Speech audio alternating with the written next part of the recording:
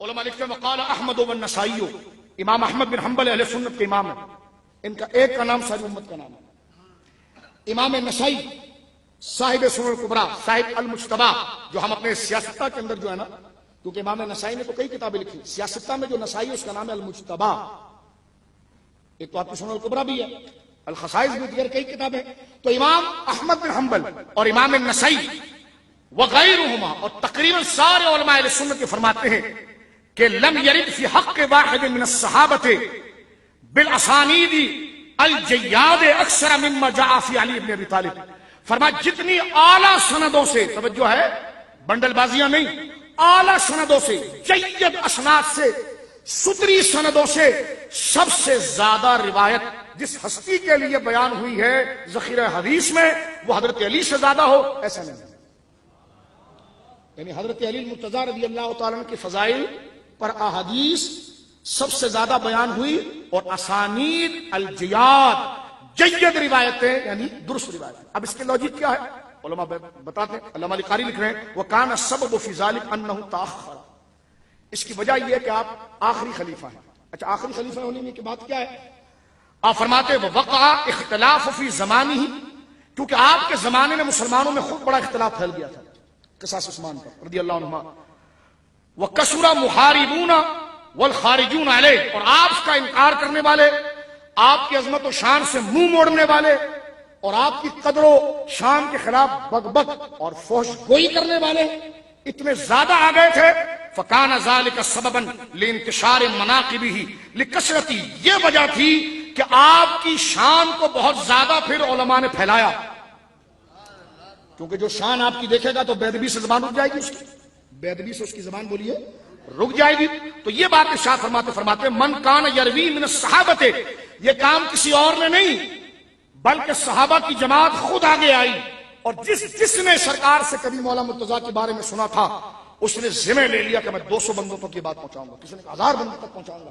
تو فرمایا صحابہ کرام نے کسی اور روایت کو اگر آگے نہ بڑھایا فضائل کے اندر، لیکن مولا مرتضیٰ پر جب لوگ حملہ کرنے لگے اور آپ کی پاک ذات اور آپ کی شان اور آپ کے اخلاص اور آپ کی دیانت اور عدل کے خلاف وہ گویا کہ امت کو گمراہ کرنے لگے، اور نوجوان بچے انہوں نے تو نہیں دیکھا تھا سرکار کو، ان کو بھڑکا دیتے اور وہ حضرت علی کے خلاف بک بک کرتے، تو صحابہ بوڑھے جو تھے وہ میدانوں میں آئے اور انہوں نے باقاعدہ حدیث بیان کی تاکہ ہمارے بچوں کو مقام پتا چلے کہ یہ علی جو تمہیں بڑھاپے میں نظر آ رہا ہے نا، اس کا سر کہاں پر ہے تمہیں پتا ہونا چاہیے۔ تو فرمایا یہ بیان کیا کہ ظاہر سی بات ہے جب مرتبہ نہیں بتائیں گے تو لوگ گستاخی کریں گے۔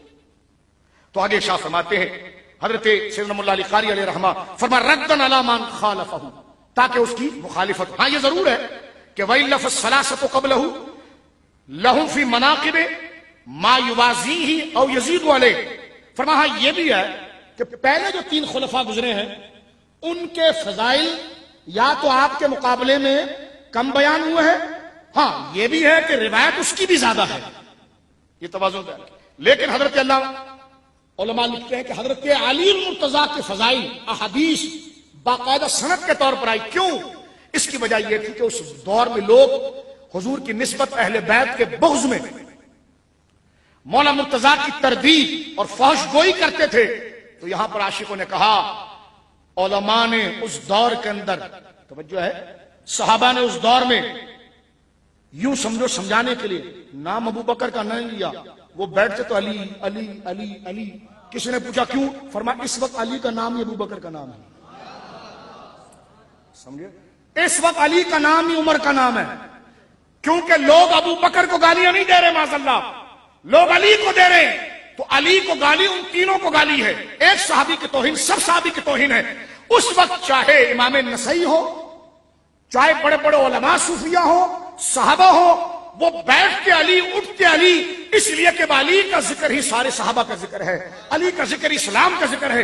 اسی لیے سے اہل سنت جو علی علی کرتا ہے تو بلا فصل کے عقیدے سے نہیں کرتا، بلکہ اس عقیدے سے کرتا ہے کہ علی کا نام لے کر جو گمراہ کیا جا رہا ہے تو اب ابو بکر کا عشق بھی علی ہی کے نام سے سکھایا جائے گا۔ آج تناظر کی ہوگی اور جب صحابہ کی عزت کی ہوگی تو ملانے کے لیے نہیں، حفظ مراتب کو ملحوظ رکھتے ہوئے نفس صحابیت کو جو شرف ہے وہ بتائیں گے۔ جس طرح ہمارے امت کے علماء اولین اور صحابہ نے اس وقت حضرت علی ہی کے ذکر کو ابو بکر کا ذکر گردانا.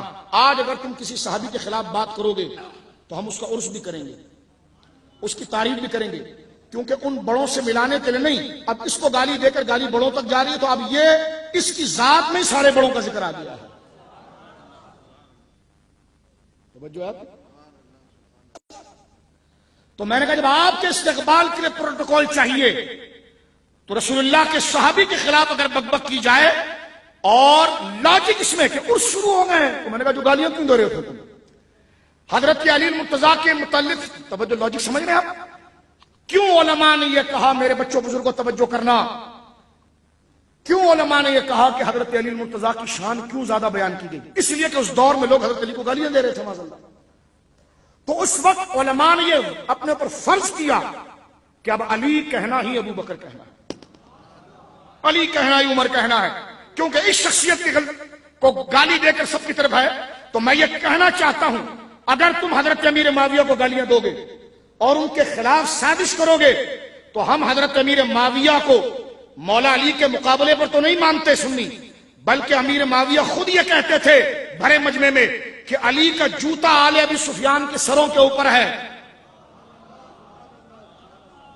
توجہ ہے.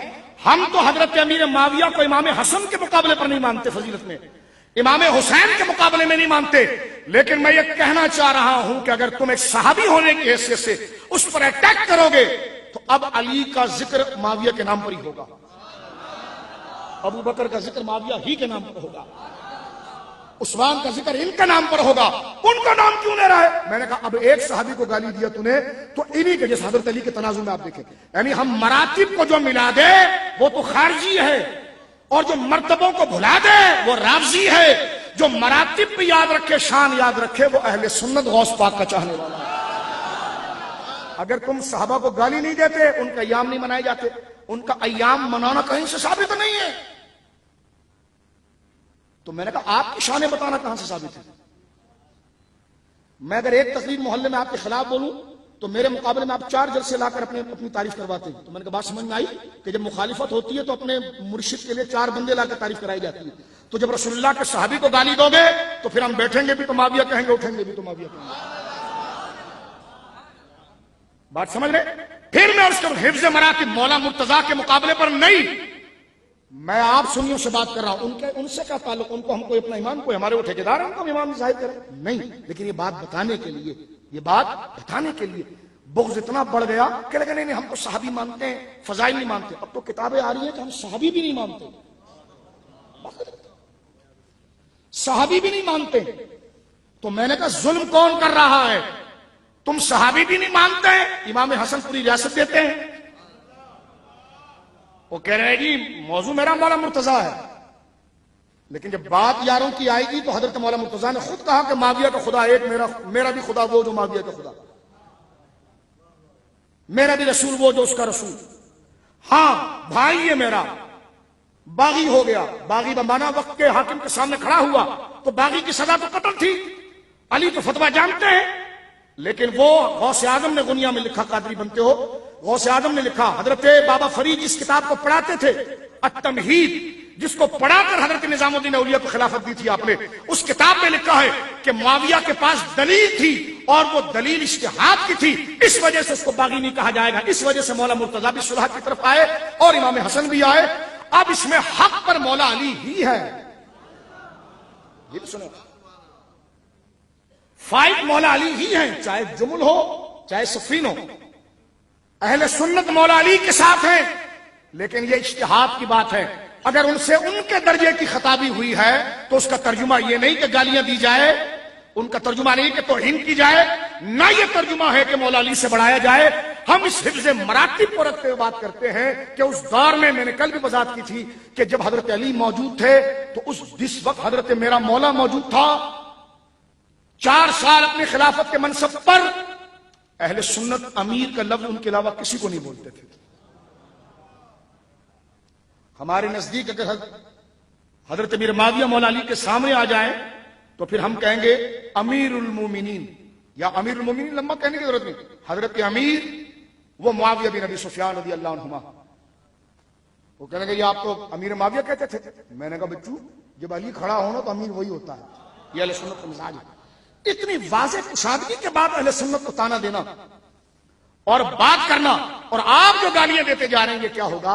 یہ مسئلہ میرے دوستوں بزرگوں میں نے ضمن سے بھی اس لیے عرض کیا، چڑھانے کے لیے نہیں، ڈرانے کے لیے نہیں، لان تان کرنے کے لیے نہیں، آپ کو پریشان کرنے کے لیے نہیں، جوش خطابت میں نہیں. یہ حضرت علی المرتضیٰ رضی اللہ تعالیٰ عنہ وارضاہ عنہ جو صحابہ کی برزخ ہیں، اعتدال ہے، توازن ہے، مقیاس ہے، یہ سمجھانے کے لیے کہ کبھی ہماری زبان سے کسی بزرگ کی بے ادبی